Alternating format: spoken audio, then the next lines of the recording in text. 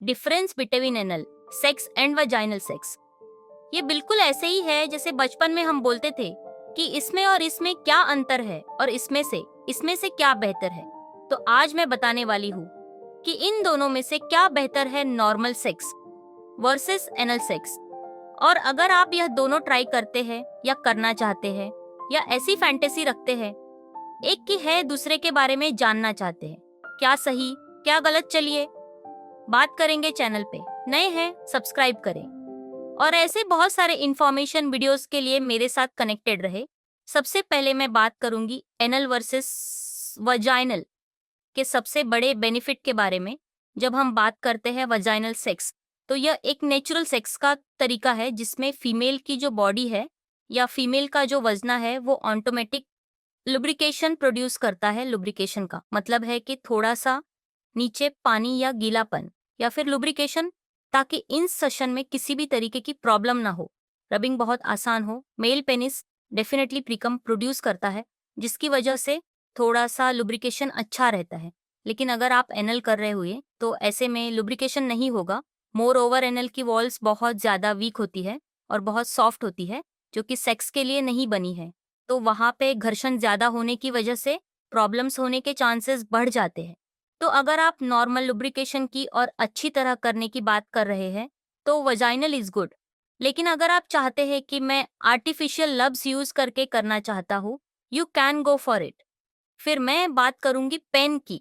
तो obviously vaginal sex में pain के लेवल्स थोड़े कम हैं as compare to anal sex. Anal sex में ऑब्वियसली, क्योंकि वहाँ की जो वॉल्स है वो बहुत ज़्यादा नैरो होती है, जिसकी वजह से पेनिट्रेशन इनिशियली बहुत ज़्यादा डिफिकल्ट हो जाता है। मोरोवर वहाँ पे किसी भी तरीके का कंट्रक्शन रिलैक्सेशन नहीं है, वो वन फ्लो है। तो अगर वहाँ पे कंट्रक्शन रिलैक्सेशंस नहीं होंगी तो वो बहुत ज़्यादा खींचे नहीं, वो बढ़ेंगी नहीं। जब वजाइनल सेक्स में आपको कोई कुछ भी चीज़ इंसर्ट करते हैं तो वह ना शेप ले लेता है उसका, लेकिन एनाल सेक्स ऐसा नहीं लेता, जिसकी वजह से काफ़ी दिनों तक पेन और दर्द रह सकता है।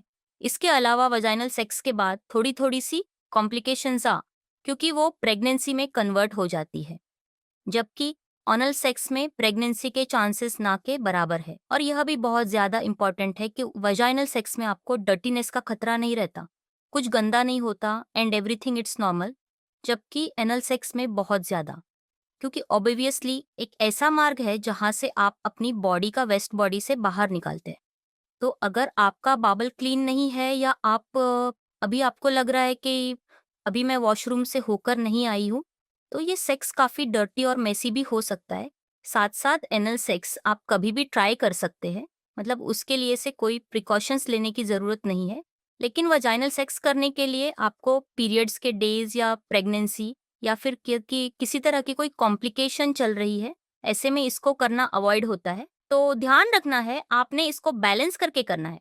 मैं हमेशा प्रेफर करती हूँ कि अगर आप दोनों ट्राई करना चाहते हैं तो इनको एक ही सेक्स में मिक्स एंड मैच कीजिए। कोई पर्टिकुलर से डेट्स नहीं रखिए कि एनल कर रहे हैं तो महीना एनल कर रहे हैं और ऑरल कर रहे हैं तो वही करते जा रहे हैं। It has to be mix and match to make it more pleasurable. आशा करती हूँ मेरी वीडियो आपके डाउट्स को क्लियर कर पाए है।